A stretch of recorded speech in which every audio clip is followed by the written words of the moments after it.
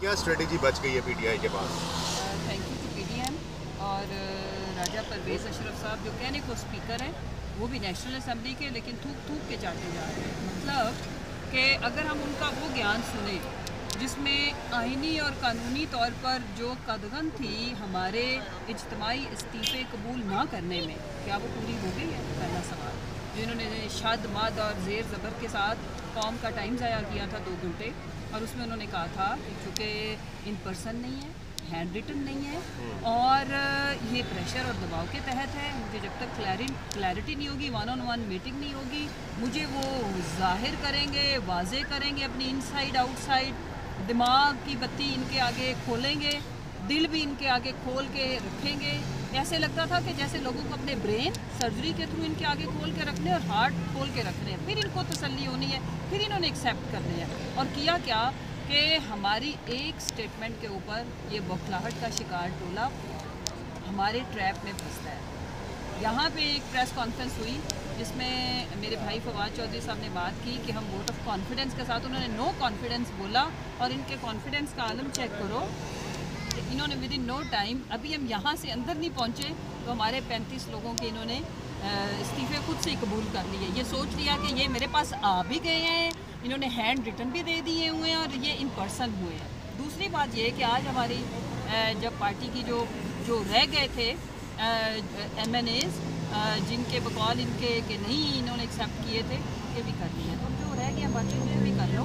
और दूसरा मेरा इनको हमदर्दाना मशवरा है, वैसे तो इनको किसी मशवरे की ज़रूरत नहीं है कि ये ईवल जीनियस है। इनको लगता है कि ठगी से, फ्रॉड से, क्योंकि इनकी सक्सेस स्टोरी इसी में ही है, धोखाधही से, आंखों में धूल झोंकने से अज़ाइम पूरे हो जाते हैं, आवाम के आगे आप एक्सपोज हो।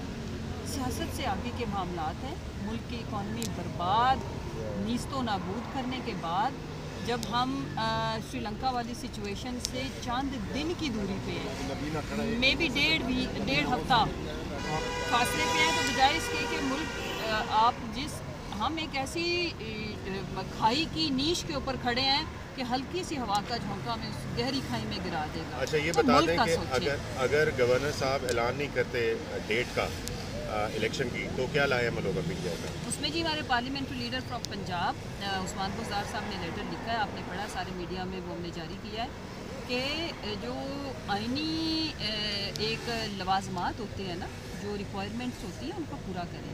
ये आइनी होते हैं, ये कोई कब्ज़ा करके गन पॉइंट के ऊपर आप लोग, वैसे तो एक्चुअली तो आपने ऐसा ही किया है, लेकिन पंजाब का सबसे बड़ा आइनी होता है। गवर्नर साहब अपनी जो आइनी जिम्मेदारियाँ हैं ना उनको पूरा करें, किसी की चाकरी ना करें। जो ऑर्डर्स इनको जहाँ से भी आते हैं, मुझे नहीं पता वो ये लंदन से मौसूल कर रहे हैं या इधर से कहीं से मौसूल कर रहे हैं, अपनी आइनी जिम्मेदारी को पूरा करें। डेट साथ ही अनाउंस करनी होती है और अभी मेरा ख्याल है काफ़ी दिन हो गए हैं, तो इन्होंने अभी तक, तो मैं इनको सोते से जगाना चाहती हूँ, उठो शाबाश और मुँह हाथ धो लो और डेट जारी करो। तो मैडम, मुस्लिम लीग नून ने जो है मईशत के हवाले से और आइंदा इंतखाबात के हवाले से पाकिस्तान तहरीक इंसाफ के चेयरमैन इमरान खान को दावत दी है, तो क्या आप कबूल करेंगे?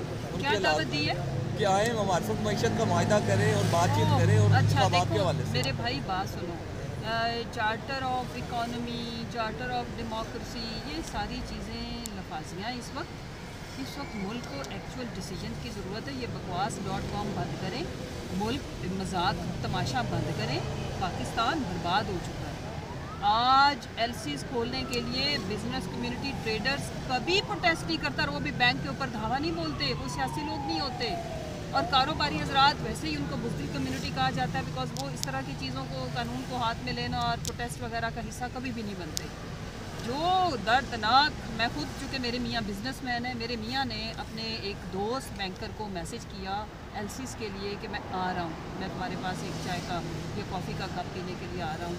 उसने आगे से वीडियो भेजी जो उन्हीं के बैंक के अंदर लोग बैठ के बना के, और उनकी जो 3 फिक्रे थे, लाउड स्पीकर ऑन था, मैंने सुने, मेरी रोंगटे खड़े हो गए। हमें रोना आता है, पैसे हमारे अपने और वो हम नहीं निकलवा पा रहे। वो ये कहते हैं कि चीमा साहब जो पढ़ा लिखा शरीफ आदमी है, जब हम उसको बताते हैं ना कि नहीं हो सकता, उसके ऐसे उसकी शक्ल हो जाती है कि वो भी रो पड़ेगा चीखे मार के, जो पढ़ा लिखा सिविल है। और जो थोड़े से लोग रूरल बैकग्राउंड के हैं या रफ टफ हैं, हमें डर आता है, हमारे bankers they are refusing to sit on the desk कि वो अभी उठेंगे और हमें मारना शुरू कर देंगे। ये हालात हैं आपके मुल्क के अंदर। लोगों के ऊपर तरस खाओ, पाकिस्तान के ऊपर तरस खाओ। कभी आप गवर्नमेंट में होते हैं, कभी आप अपोजिशन में होते हैं। मुल्क बड़ी चीज़ है। पाकिस्तान 22 करोड़ 75 लाख लोगों पे मुश्तमिल है।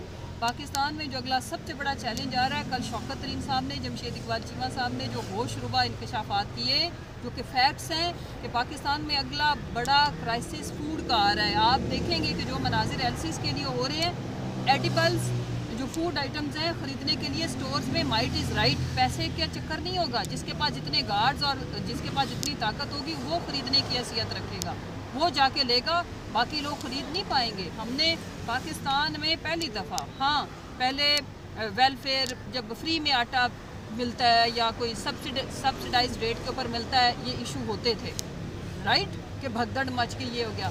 फुल प्राइस के ऊपर ख़रीदते हुए पाकिस्तान में मवाद पहली दफ़ा हुई है। अगर मैं गलत हूँ तो प्लीज़ आप लोग मुझे करेक्ट करें। पाकिस्तान बहुत मुश्किल हालात से गुजर रहा है। पाकिस्तान सिस्कियाँ ले रहा है और इनको नज़र नहीं आ रही। इनको अपनी कैबिनेट में एक्सटेंशन तो पता है, एक रुकन कल इन्होंने फिर और 28 लोग पहले बैठे हुए थे बगैर किसी पोर्टफोलियो डिपार्टमेंट के, एक उसमें और इजाफा हो गया है मेरे और आपके टैक्स के पैसों के ऊपर अय्याशी करने के लिए। Thank you.